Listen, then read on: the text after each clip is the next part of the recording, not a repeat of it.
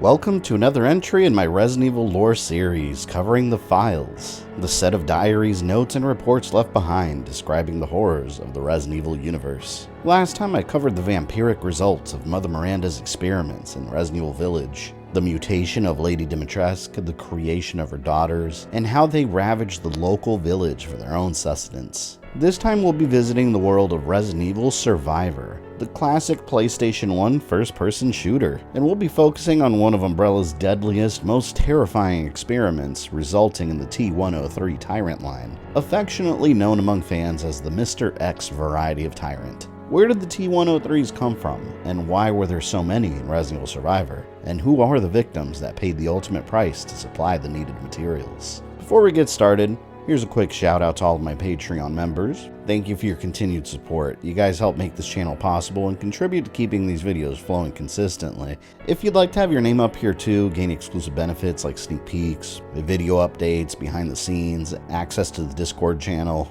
and early access to my main videos, go to patreon.com/GamerThumbTV or click the link in the description to get started.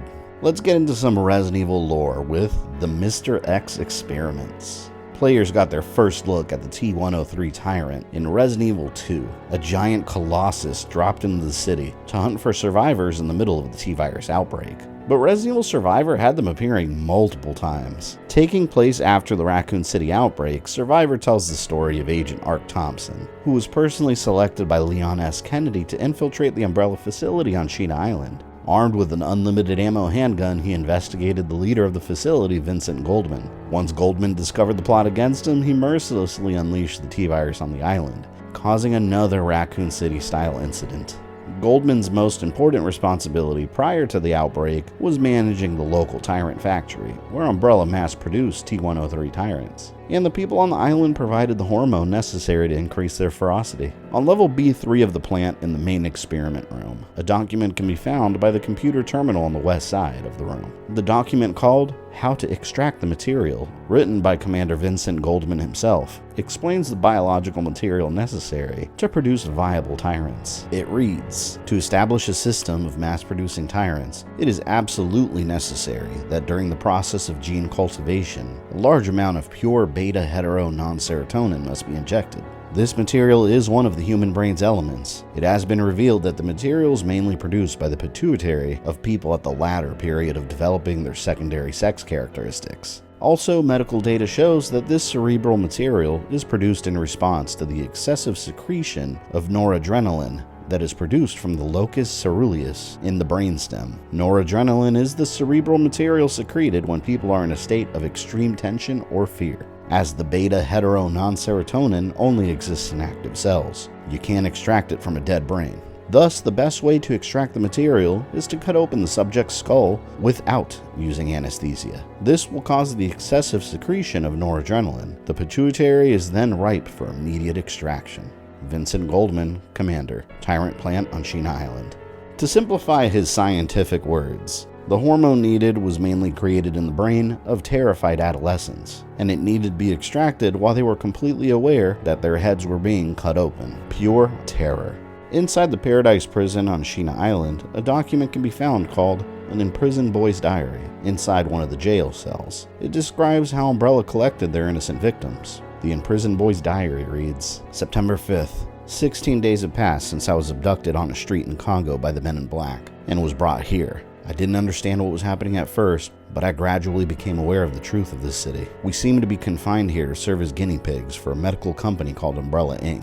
All the residents of this city work for Umbrella, even the women and children are family members of employees. The guinea pigs seem to be gathered from all over the world. The guy in the next room's from China, the one in front of my cell's from Brazil. The rest are Russian, Japanese, it's like a world trade show. It's strange that they're all around my age. The youngest is 16, and the oldest is 19 or 20. Those guys from Umbrella sometimes take us to an arcade or a nightclub so we can enjoy ourselves and relieve our stress, but I won't let them deceive me.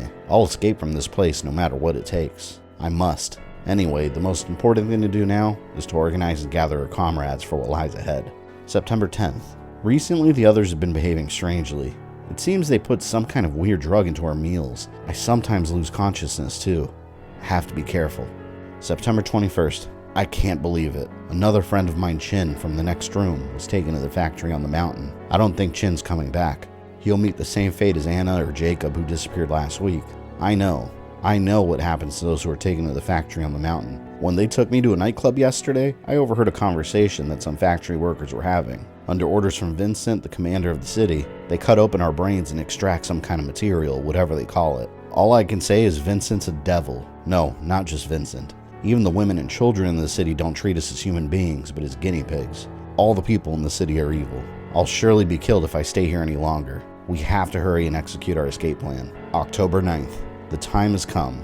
I've noticed the Umbrella people have been visibly disturbed for about a week or so.